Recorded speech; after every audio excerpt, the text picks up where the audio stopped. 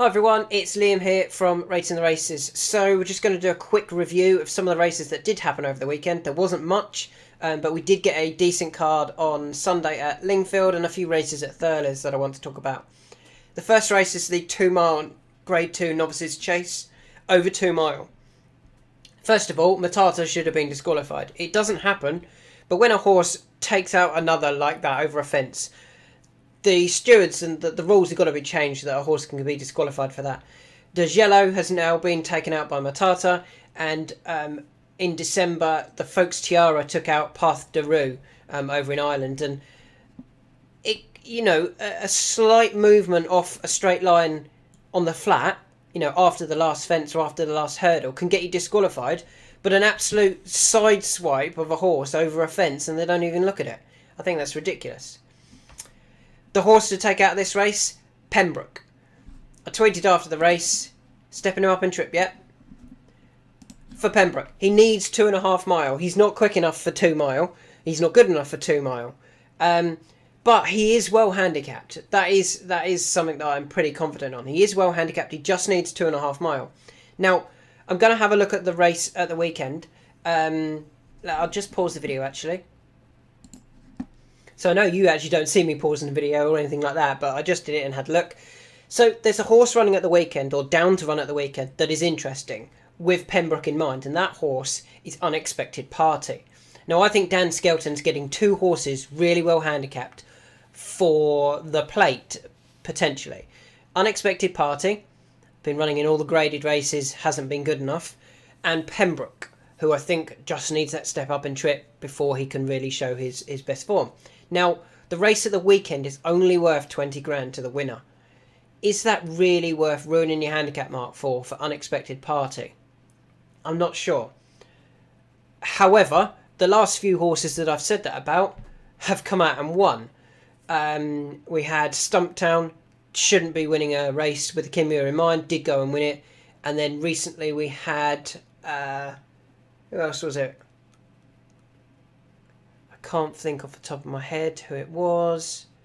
Well, Nurse Susan winning that first handicap over hurdles.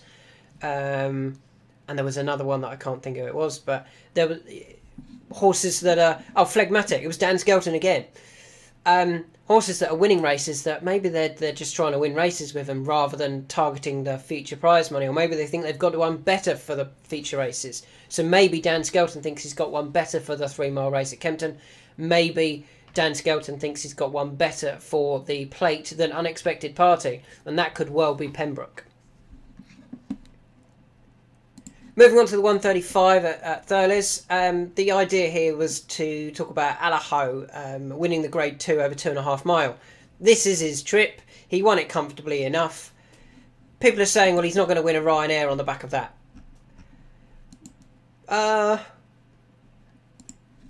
Normally I would say, yeah, maybe that's true. What's he got to beat, though? Stage Start I don't think is good enough against Allaho. I think there's a big difference between them two. John Bon I don't think will be running there now. He could have run there if he'd run in the Clarence House against El Fabiola and got well beaten. They could have gone, well, he's not good enough for 2 mile. No point running him in the Champion Chase, finishing second to El Fabiola. With that race, the matchup not happening, John Bon will go to the Champion Chase. Envoy Len against Allaho. Cheveley Park running 2 in the same race when they're both at, that sort of price. I'm not sure. I don't know whether that happened. Banbridge is probably the biggest danger, but if you went on pure ability, Allaho is still the better horse. So it's not a race I want to get involved in, but it is... I totally understand why Allaho is still 5-2, despite not showing his best form. If he was showing his best form, he would be like 1-2 here, because this is not a really strong Ryanair form, Ryanair field. Moving on to the 150, Saint Segal was my next best on this day. I thought he'd run well. He did run well. He needed to jump that last, though, or the second last, or the third last. And there was a few others that he really didn't jump particularly well. Maybe it wasn't a surprise that he came down at Ascot, because his jumping did let him down a little bit at Lingfield as well. If he had jumped any of those last 3 effectively, I think he would have won. He started to run first flow down again after the last, and yeah, he Just needs to learn to jump better. It may still come. He is only 6. It may still come, but he wouldn't be one I'd be 100% trusting going forward. 225 was won by Nurse Susan, who we just mentioned. I really like Nurse Susan. You know I really like her. I highlighted her a few times. I thought she was perfect for the Imperial Cup a couple of years ago. I've said that I think she'd be around 140 come the end of the season. I don't know what she is going to be after the weekend, but we'll see next weekend. Whoops. Come back, thank you. We'll see at the end of next weekend what handicap mark next weekend. Following Tuesday. So next Tuesday we'll find out what handicap mark Nurse Susan's got. In this race, however, though, this was a very good performance. To beat Ramo, and Ramo had come from that race that I'm confident is going to be very, very strong form. Ramo had finished 8th, way back here in 8th. Behind Ed Keeper, Ho Jolie Smoke, Highland, Hurricane Harvey. I think they'll all run well in the right races. Simply the Bets has unfortunately passed away. Rambo T, I'm pretty sure, has come out and won. Espoir de Romay runs tomorrow. Keep an eye out for that one. I think this will work out well. And Nurse Susan has still beaten Ramo. I think they're both good horses, and I think Nurse Susan still has plenty more to come. Keep an eye out for wherever she goes. If she gets 3 or 4, won't be enough. If she gets 6 or 7, I'd still be looking at her, to be honest. I think she'll still go very, very close off £6-7 high mark. Moving on to the 240, High Class Hero won this race quite comfortably, to be honest. This novice hurdle over 2 miles 6 at Turles. Now, the interesting thing about this race, I just had a look at the previous winners of it. A couple of previous winners were Jerry Colombe and Monkfish. Trainers know what they have.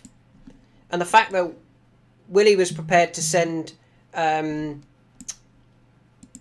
Class Hero here, I think he thinks it's very good. And yeah, I think High Class Hero, I can understand why he's favourite for the Albert Bartlett now.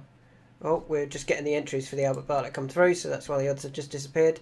I can totally understand why he's favourite. I think he is the one who's probably shown the best form so far in Ireland for that trip.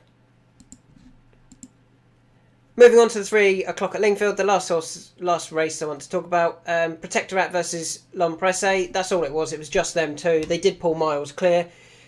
I thought Protectorat last time out had been given a schooling session, probably with this race in mind. It all went wrong in the Betfair Chase.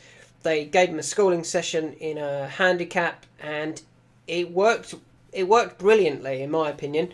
I thought he jumped really well at Lingfield, and yet he was still beaten by L'Empresse. Now, I know he was giving him £4, but L'Empresse was giving him fitness. L'Empresse hadn't run for 391 days. That was a very, very good performance from L'Empresse.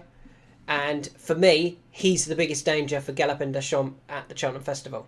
Fast or slow, I know he's won 2 races recently, beating Galopin des Champs. The first one was after Galopin des Champs had that hard race in the Gold Cup against Brave Man's Game.